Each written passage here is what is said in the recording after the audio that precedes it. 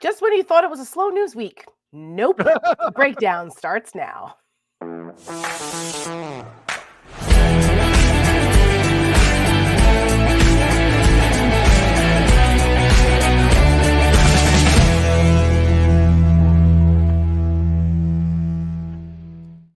Good evening and welcome to the breakdown. I'm Tara Setmayer. This is the Rick Wilson. And yeah, Rick, there's a little couple things happening this week. Been a full week. I mean, it started off with the immigration stuff on Capitol Hill and the Mayorkas failed impeachment and all of that. So I was like, okay.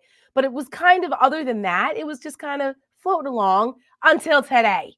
So today has just been a crazy news day. We had the SCOTUS arguments about Trump's eligibility in the ballot, the 14th Amendment stuff. You had this special counsel report, the investigation on Biden's mishandling of classified documents. Remember that? That came out today. We've got a Nevada caucus going on today, I think, or something's happening out there. Yes, I said Nevada because I'm from Jersey. Don't make fun of me, people that are from out there. Nevada. It doesn't sound natural to me. It's not natural for me to say it. So I apologize. I'm apologizing now to all the Nevadans. The Nevada. Yeah, the Nevada. Yeah, like the Winklevi. I love that movie. But so there's that. We've got an RNC shakeup happening, possibly, which I can't say I'm surprised about. You got your buddy Tucker Carlson's over in Russia. I mean, there's look, you know what? The Home Office stopped the remote work policy. He had to go check in. Exactly. We're going to talk about all of that.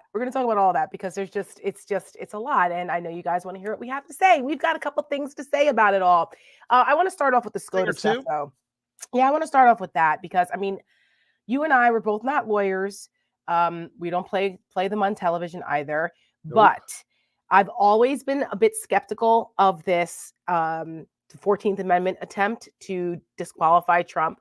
As much as I agree with it and think that, I think it constitutes that an insurrectionist. Right. He should be disqualified. Yeah. Yeah.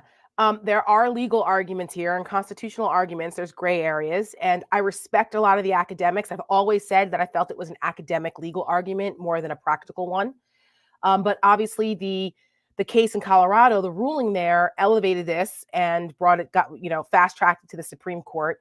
And I don't know if you had a chance to listen to any of the oral arguments today. We get to listen to them. I actually listened to all of them today. Yeah, I listened to like 85% of them, and it didn't go well for Colorado, I would say. I'm going to have to be real honest. I did not think this was a surprising day for anybody. Look, these people understood the terrain they were fighting on. And it's a terrain where Donald Trump has nominated 3 of the justices.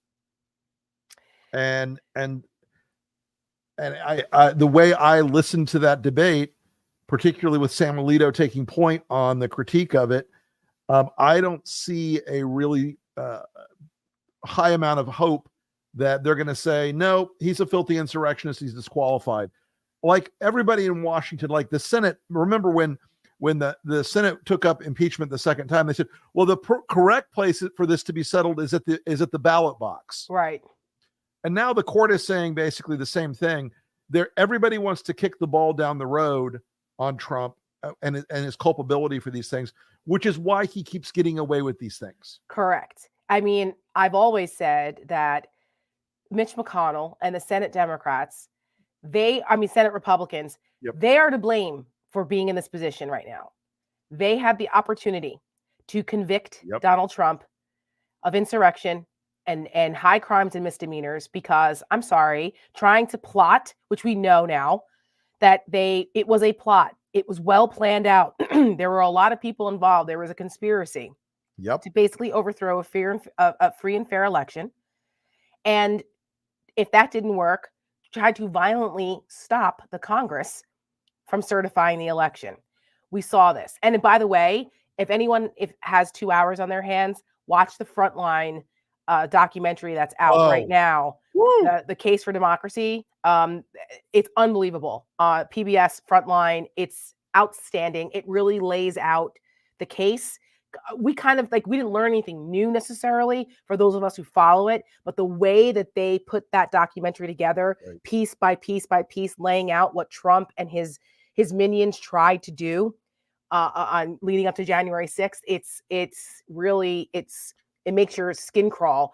But it was so obvious that the senators should have voted to oust him, and then we wouldn't be here now. That was the method. I mean, if that doesn't qualify as high crimes and misdemeanors, I don't know what does. So, right. I know a lot of people were hoping and praying that the 14th Amendment would disqualify him. I would say that even Rick, that the Democrat, the liberal justices were skeptical. I think this is going to be a 9-0 decision that overturns the Colorado case. I think that's probably right. Yep. I don't think there's going to be anyone that's going to dissent this, because the off ramp for them, they didn't really litigate whether it was or was not an insurrection. They didn't really litigate some of the other issues. The off ramp for them was, how do we justify constitutionally one state determining eligibility for a presidential candidate? That's their off ramp. How they're going to get there, how they're legally going to argue that's up to them. That's why they're Supreme Court justices. But that seemed to me, and like what I've heard today from other legal analysts, like that seems to be what their off ramp is. And from a practical perspective, it makes sense. I even said that. I'm like, yeah, I mean, how do you, I mean, I get the 10th Amendment and states' rights and all of that. But in this case, what stops another state from retaliating and saying, what stops Texas from saying Joe Biden's not eligible now? Well, and look, whatever. Ron DeSantis was already making noises about it in Florida. See? Saying that he would take him off the ballot for it. And look, while I don't like that kind of extortion back and forth, I agree. While I think that is a slippery slope that leads to a very bad place, I keep telling people this. I've said this, and you and I both said this. Nothing is going to save you except voting the son of a bitch out. Correct. Nothing is going to save you except overwhelming the Republicans on election day. Nothing's going to save you. He's not going to be in jail. He's not going to prison before election day. He's not going to get convicted of everything you think he's going to get convicted of. Most of these cases are going to fall apart. Yeah. Look what's happening in Georgia. You know what I mean? Like, we warned people about that too. The same thing with this controversy with Fani Willis and her having an affair with one of the special prosecutors. And I mean, oh my God, it's like a soap opera. But whether it's ethical, whether it was illegal or not is irrelevant. The optics are horrible. It doesn't matter if the case is strong. The optics are horrible, and it gives an opening to the opposition to chip away at the merits of the case. It's so, and even that people have an issue with whether a local jurisdiction can take on something that's basically a federal issue, whether they can do it at the state level and where that comes in. So it's complicated. We can't rest our laurels on those things. There is a lot of federalism wrapped up in this problem. Yeah. But the deficiencies, I think, of the politics of this, the court does not want to be the ones who take him off the ballot. Yes. Leaving him on the ballot for the court is the less controversial option. Yep. And they're scared of him. They're scared of him. Sure. They're scared of being killed. Let's just be really honest. Mm-hmm. Those people up there, they have security, but they're scared of what would happen to them if they said, nope, Colorado's right. We're taking you off the ballot. That's the ball game. They are terrified of them. And look, that's a shit world to live in. It is. It's a terrible world to live in. But it is a world we live in. So, folks, again, that's why we do this fight at Lincoln. We go out and take the fight to them every single day on the big issues of the day, working to both get in Trump's head and to move Republican voters away from Trump successfully in both cases, because we recognize miracles don't exist. Hope is not a strategy. Right. Not in politics. Not in politics. Miracles. I do believe miracles exist. However, yes, political miracles, to be more yes. Politically accurate. Yes. Political miracles ain't a strategy. I'm not hanging my hat on that. Okay. But and then the flip side of it is, and I don't want to get too much into the Biden document case, because I just feel like that was just so ridiculous in the first place, but they did it. And the results came out today. I think 99.9% of America forgot that was even happening. and that there was a special counsel appointed to look into Biden mishandling classified documents, for fuck's sake. That happened exactly a year ago around now. And I remember us all going, for fuck's sake, like, seriously, are we really doing this?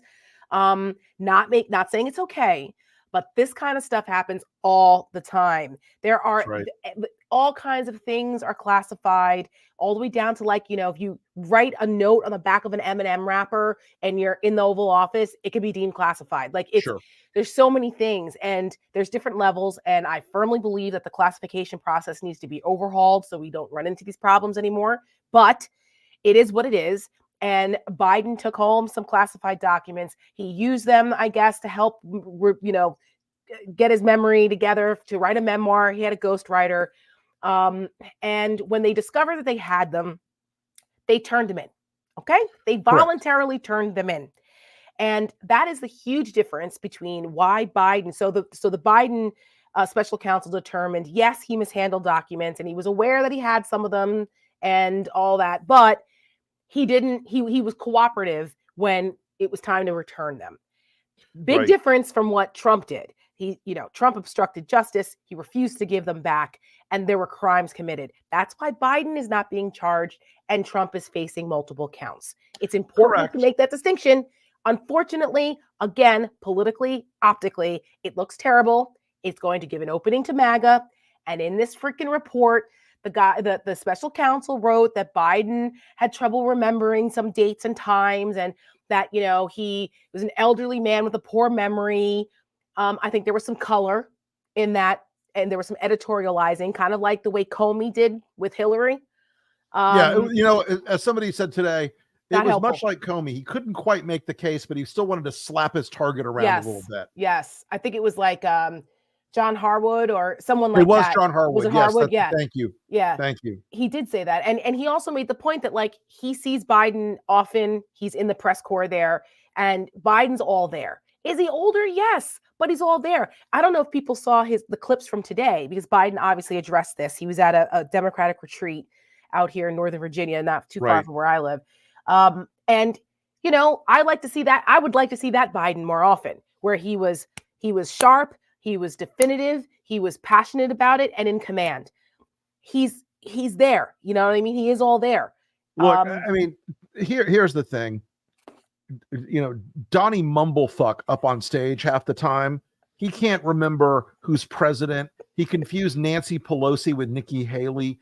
The guy is a nonstop malaprop. There's nothing coherent or sane sounding about Donald Trump.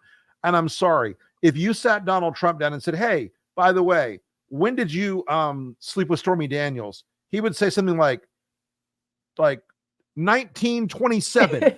He has no clue what's going on around him. Look, both of them are old. Both of them are old. One of them is evil. Correct. And that's Donald Trump. It's my argument, simple, folks. That's my argument all the time. Tonight I was hearing, Tara, that Jim Jordan was talking to a reporter I know. It's like, well, we're going to have to investigate Biden's doctors and the oversight process. Oh, I'm like, have you some bitches, you dumb MFers, not learned already? Your big warm up to impeach Joe Biden was trying to impeach Mayorkas. Yeah. And how'd that go for you? Because I don't know about you, Tara, but I've been around for Jim Wright, Tom Foley, Newt Gingrich, Dennis Hastert, Nancy Pelosi, John Boehner, Paul Ryan, Nancy Pelosi again, Kevin, and now this guy. And every one of them, including Kevin, who is not the sharpest knife in the drawer, could count a fucking vote. Yeah. Yeah. I mean, you Joe Biden know this can better count. than anybody. You never bring a vote to the floor unless you know what the vote count is. Never. Not sometimes, never. I spent 7 years on Capitol Hill. Okay. Never. And there was never a time when the speaker brought a major vote to the floor when they did not have every vote counted and who was going to vote for what. That's right. Never. You know why? Because they have a whole operation called the whip. That's their only job, is to whip votes, to make sure you count the votes and you report back to the speaker and say, we have this many, we don't have them. Right. And then it's your job to go get those votes if you need them. And you don't bring the vote to the floor until you have them.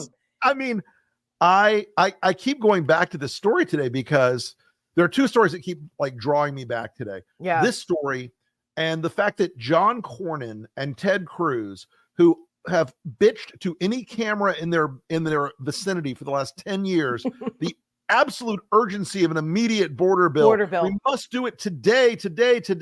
And they got everything they wanted. And then they said, nah, we don't want Donald Trump to be mad at us, so we're going to walk away from the border bill.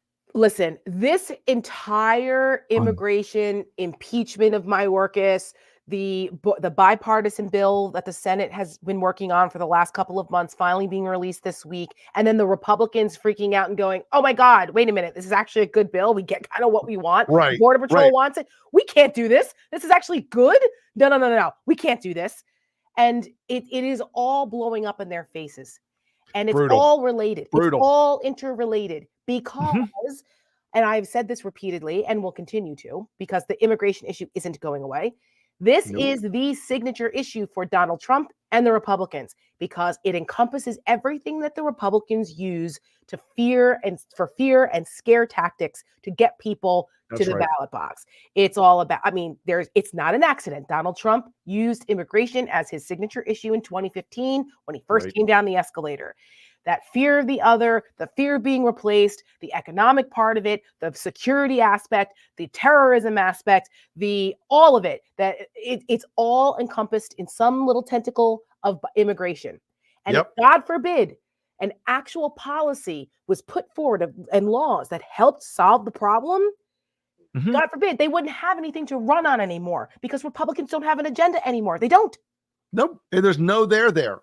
No, none at all. They don't have a platform. Ever since Donald Trump, they used to have a platform. Again, something that they used to have a whole committee that would get together every 4 years for the convention, the platform committee, and people would be real excited to be on the platform committee. Oh my God, right? Your priorities. I'm on the platform committee, and I'm going to help determine what the Department of Commerce policies will be. This is real, folks, okay? This is real. These are the things that get us excited in politics, right?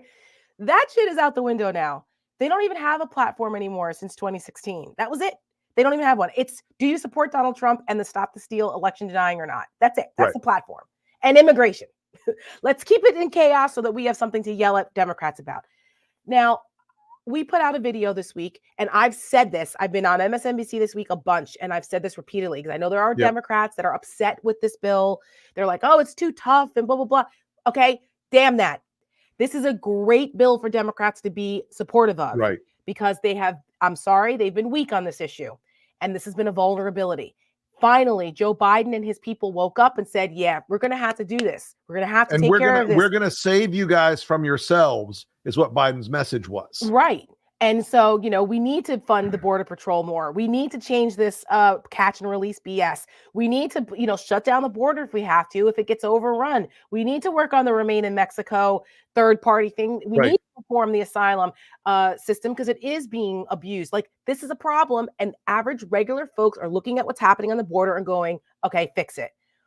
Right. And everything in this bill was embraced by the Border Patrol. From the Border Patrol side all the way over to mainstream immigration groups. Even the Chamber of Commerce. Everybody looked at this bill and said, this is going to make America safer. But you know what?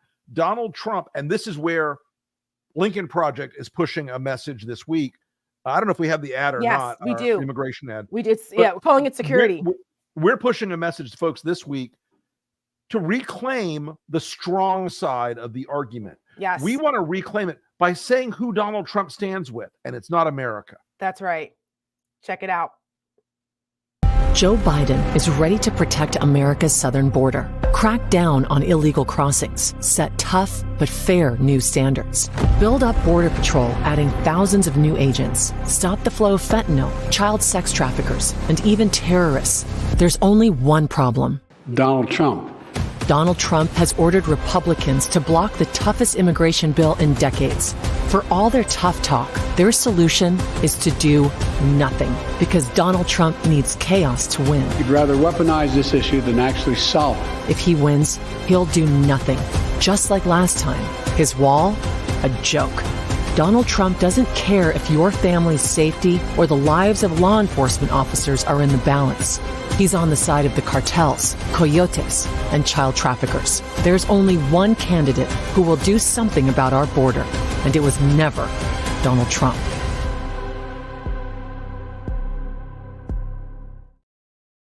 Yes, yes, yes. Democrats, you're welcome. Yes, this you're is welcome. how you bring the issue back. Steal the ad. Please, we're here to help you. This is how you for. reclaim the narrative. Reclaim this narrative. Stop letting Republicans use this issue. Define the terms of the battle. Exactly. This is an opening for you guys. Use it, please, for the love of God. For the love of God. Not only did it highlight their hypocrisy on this issue, because they're scrambling around. And the hypocrisy is just so obvious because there's so much on the record, like of what they've said and what they want. And now they've got it. And now it's like, oh, well, we didn't mean it, or it's not enough, or whatever. It's just like the Hunter Biden stuff. Well, you said you want him to testify. He's willing to come testify. Yeah. Oh, no. It's got to be behind closed doors. I mean, they constantly move the goalposts. But what was also in these bills is that it's been tied to Ukraine, Israel, and Taiwan funding. Which is the real secret of why they want to kill it. Correct. It's really about, not only that, Donald Trump doesn't want them to solve the problem because he wants the issue. And he said so. Blame me. Right. And they said they admitted it. Oh, we're not going to give the Democrats a win. They've admitted it. But also the underlying thing is this anti-Ukraine support. That's right. That the Republicans are now the party of Putin, which is just hard to imagine for someone like me who grew up in the, Reagan tear down this wall era.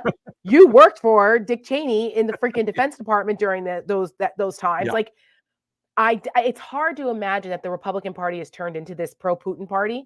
And even my old boss, who I worked for in Capitol Hill, has turned into a complete Russia apologist, which I'm just so heartbroken over. I don't even know what to do about it. I don't even know what to say about it. It's just awful. And you wrote a piece this week because not only as we continue to not fund Ukraine, the war is still very much going on. You've got Tucker Carlson running around in Russia interviewing Putin and getting a hero's welcome over there. And we're like, what is happening? What did you write about this week on your Substack? Employee of the month is a big deal there. and Tucker wanted to make sure he had that in the bag for his quarterly performance review that's coming up at the end of the quarter. I mean, look, central office. When the Home Office ended the work at home policy after COVID, they finally said, Tucker, you got to come back in at least once a week. I mean, here you go. Yeah. I read some of the transcript tonight before we went on air, Tara. And it is exactly the kind of tongue bath you would expect Tucker Carlson to give Vladimir Putin. Why don't they understand you great leader, you? I just don't understand why there isn't more pushback, at least from the foreign policy Republicans that really actually get this and understand why this is so awful and why this is a threat to our national security and why they just can't. They can't say it. They know who Trump likes. Yeah. And the fact that he likes them, this is the foreign this is something else I think that Democrats need to seize on, because unlike some of the other domestic policy issues, foreign policy is the area where the president has the most direct power and influence. By design, he's the head of state. That's by design. So you want Donald Trump to come back so that we can be subordinate to Russia and China and North Korea. Donald Trump, you're like, are the American people okay with us no longer being the dominant democratic superpower of the world? No longer would we be the shining city on the hill. No, we'd be the projects for Moscow. I don't understand. Well, listen, I think it's very clear you have a pro-Putin caucus in the House, which is the vast majority of the caucus now. Yeah. And in the Senate, you have people who know better. Yes. Lindsey Graham, Marco Rubio, Ted Cruz, Tom Cotton. Well, actually, let me take Cotton out of that list. Josh Hawley. Cotton has actually been okay on Ukraine. Josh Vance. Hawley. And J.D. Vance, particularly, who is really vamping to try to become VP, by the way, folks. So is Kellyanne Conway. Yeah. All of these people who are playing this game right now, this game with Russia. What's going to happen is they're going to create a future that they cannot imagine. They cannot imagine the consequences of the future they want to create. And guys, listen, let me tell you something. You know why Poland joined NATO? You know why Poland got into NATO? Because Poland said, we've got this monster on our eastern flank, and we need to be in NATO. And when NATO went back and forth for years, and Poland finally said, well, we'll just build nukes instead. How about that? Right. I remember. Now, let me tell you something. If the Ukrainians need to build nukes, they're a sophisticated, technologically advanced country with amazing engineers. They could have nukes in 3 weeks if they needed them. Because Russia used to build a lot of their nukes there. That's the world you people are going to get, is a nuclear arm to the teeth Europe to push back against Russia when we can do it for pennies on the dollar right now. And we have them, and we have the influence. We have a seat at the table to help make those decisions and drive those decisions. Once we give that up, then who fills the vacuum if it's not America? Listen, what they want, Tara, they want America to be weaker and smaller in the world. That's the goal of the Bannonite movement inside of this thing. Yep. They want to empower Russia and Iran and China. And they say, oh, no, we hate all those people, but they're giving them power by doing this. Every moment that we don't help Ukraine, Russia and China and Iran grow stronger and more confident. And if you want an axis of those three countries, then you must be a Republican these days, because they understand China is providing the money and Iran is providing the weapons, and Russia is being the bear tearing itself across Ukraine. If we don't stop it now, you think the war is going to be smaller in the future or bigger? You think it's not going to expand outside of Ukraine? Correct. Because I've got news for you. It will. It will look like the Soviet Union again, and then some. So Russia, but Putin has said this. That's what he wants to do. So I don't understand, again, why people don't believe this. Like, why don't they believe? It's not that they don't believe it. They just don't want to. They don't want to admit it, because then that means they would actually have to do something to stop it. So, I mean, we've been screaming from the rooftops about this ever since the whole Russia thing with Trump, anyway. But ever since the Ukraine invasion, and we want to show you one of our top 5 Fox Loves Russia videos to remind you that this is not new. This has been going on for quite some time. So for the first time in more than a year, Joe Biden is making border security his top priority. Not our southern border, which has become a playground for drug smuggling cartels, but the border of Russia and Ukraine. Putin has made very clear all along that their security, in his mind, is what's at stake here. Ukraine is not even a democracy, despite what Joe Biden endlessly claims. Ukraine is a corrupt Eastern European autocracy. And Putin has a very good shot of breaking up NATO as a result of this in ways that we can't imagine today. So today we sent another letter to Vladimir Putin asking for an interview. We hope we get it. Vladimir Putin has ordered Russian troops into regions of Ukraine that he claims now are independent. We're going to be monitoring events there. We'll bring you an update shortly. A lot happening on the ground, but to more immediate and serious issues closer to home. Well, Canada continues its descent into tyranny. Why do I care what's going on in the conflict between Ukraine and Russia? And I'm serious. Like, why do I care? And why shouldn't I root for Russia, which I am?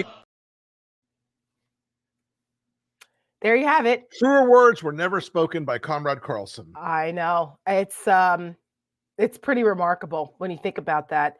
And as he continues his is there an over-under going on about whether Tucker Carlson gets a show on like Russian on RT state, or state TV? Yeah. Right.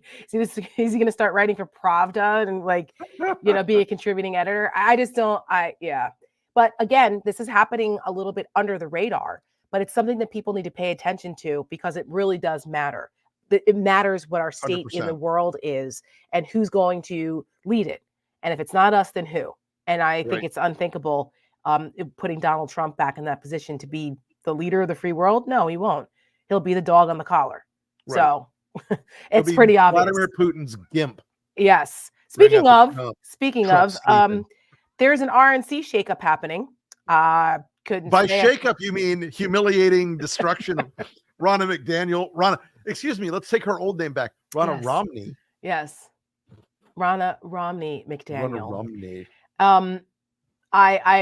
Any opportunity I get to bring up your everything Trump touches dies, I do. And this is another example of that.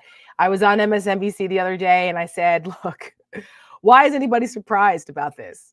Right. No one who has ever been loyal to Donald Trump over and over again, to the point of embarrassment, to the point of completely embarrassing yourself, has ever come out on top. Trump always throws you under the bus. And Ronna McDaniel is the latest catastrophe. Here's the thing, Tara. I wrote that damn book 6 years ago. Longer, 7 years ago. Actually, yeah, no, I'm sorry. 2016, 15? No. It came out in beginning of 18. 18. God. So it's been years, people. Do you not pay attention? The body count. I mean, and just to preview, folks, we're going to probably start here on LPTV streaming a show or a talk every week or two about why everything Trump touches dies is the number one rule of political physics that has ever been invented. I'm being immodest right now. Yeah. But look, Newton wrote 3 works of mathematics that were fundamentally transformative of the entire history of science and the Enlightenment. I wrote one stupid political rule that has held up better than anyone could have ever imagined. It never fails. So hey, leave a note in the comments if you want us to do a show on that stuff, like an ongoing series, because it's easy to have that conversation once a week. It's true, because it's either people, institutions, organizations, businesses. Trump is the kiss of death for all types of things, and this whole thing. I think that Lara Trump is going to become like the co-chair of the RNC. Mark my words. Somebody tonight tweeted, my friend Sarah Rump sent it to me. Somebody tweeted, here's the 4 steps. Biden resigns, Gavin Newsom becomes the nominee, Trump resigns, Donald Trump Jr. becomes the Republican nominee, Kimberly Guilfoyle talks about sex with both men. Step 4, we all drink bleach. Oh my God. That is a scenario I hope it never, ever becomes even remotely close to being a reality. I'm out. If that happens, I'm out. I'm sorry. That's where I cash it all in and we're out. We're going to Italy. Yeah. I'm done. I'm going to harvest olives and drink wine, and that's that. And make arancini. So anyway, well, we are, there's some things, we still have more Trump legal stuff coming up. We're still waiting anxiously for the result in New York, which I think is going to drive Trump crazy. And I'm not going to say what it is, but I'm just going to let folks know that LP has an unbelievable audience of one ad prepped and ready to go. That is going to drive Trump nuts. And I cannot wait. When the New York decision comes down, that's when we will release it. Turn the keys. And I think folks are, it's going to be a talker.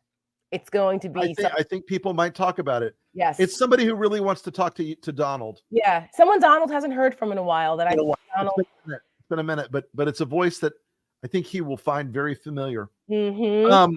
Yes, indeed. So I'm seeing in the comments right now that Joseph Robinette Biden is the victor in Nevada.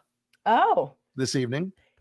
Fabulous. I mean, by the way, speaking of as he should be of that state and candidates that didn't get on the ballot there. What world do we live in where Marianne Williamson figures out it's time to get out of the campaign, but dummy Glenn Phillips can't? Dean Phillips. Dean, whatever his freaking name is. Yeah. I mean, look, the third party thing is a problem. Yep. I said it this week also that the third party, these vanity candidacies in the third party space is a threat to our democracy because all it does is help Donald Trump. If you look at who's funding these people, they're all Republicans for the most part because they recognize that this hurts Biden. And so anything that helps Donald Trump and hurts Joe Biden hurts our future as a democracy in this country. Right. Period. I don't want to hear it that both parties are just as bad. And I'm so sick of both of them. No, they're really not, folks. They're not. Okay. There is no moral equivalency. Cut the shit. And we have the next couple of months to get people to realize that this is not the time for that. I'm happy to have that discussion like another cycle when we're done saving democracy and Trumpism is vanquished. But right now, all day long. Happy to have that conversation all day long. Correct. Let 1,000 flowers bloom, let 100 schools of thought contend, as Mao said. Yes. Let's go. But oh my God, you're quoting Mao. Forget it. You're I know, you're right? a commie. I know. You're now a I'm going to get in lover. trouble. Commie lover. Chekhov Wilson quotes Chairman Mao. But yeah, not now. Please, guys. Like, not now. This is not the time for this. This is a ruse to get Donald Trump reelected. It's a snare and a delusion. Correct. Absolutely. So that's our thoughts on that. As we leave you all, who is on your podcast this week, Mr. Wilson? God, I don't know. I'm always surprised by I record them and then it sort of randomly surprised me the order they come out in. Hold on one second. You are a terrible advocate for your own podcast. So I know. I did a great interview with Michael Steele today. That'll be out next week. Good. I did a hilarious interview with Tara Dublin today. That'll be out next week. Rena Shaw is on the podcast, Inside the Never Trump Movement. My great friend. And also this week, S.E. Cupp was on the podcast. We had a great conversation about the decline and fall of the Republican Party. Well, it doesn't matter who's on. You always have a great podcast, and you're there and you're hilarious. So check out Rick's podcast, and guess whose podcast I'm going to be on tomorrow. I don't know when it comes out though. Stormy Daniels. I never in my life thought that I would ever be anywhere on anything with Stormy Daniels, but you know what? This is where we are. Do it. And she's smart, man. I like her. She's actually a sharp cookie. So I'm looking forward to this podcast. So yeah. So look for me on Stormy Daniels' podcast coming out in the next couple of days. Should be fun. All right. Well, we'll see you next week, folks. Nevada doesn't matter. Okay. Just so y'all know. Yeah, Trump won Nevada, and it's great that that's wonderful. Don't let John Ralston hear you doing that. One of the best episodes of Veep.